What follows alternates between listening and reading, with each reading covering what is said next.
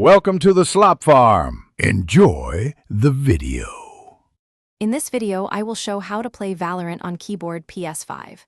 Start by connecting your keyboard and enabling PS Remote Play or a compatible streaming app, then launch Valorant on your PC and stream to the Ps5. Next, set input to keyboard and mouse in the streaming client, adjust sensitivity, and test movement in a practice range. Confirm keybinds and macros work as expected before joining a live match.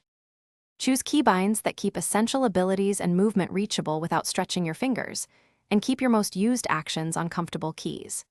Tune mouse DPI and in-game sensitivity so you can reliably flick and track.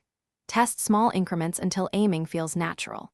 Save presets and avoid changing settings between sessions to build consistent muscle memory, and practice in aim trainers or the practice range to lock in your settings and improve accuracy. To minimize delay, prefer a wired connection and enable any low-latency streaming options available and close background apps that consume bandwidth.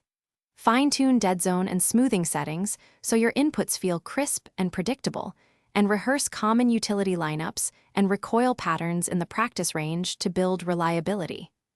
Regular, focused practice sessions of 20 to 40 minutes will yield steady improvement and help translate training gains into. Thanks for watching. Consider subscribing if we helped you today.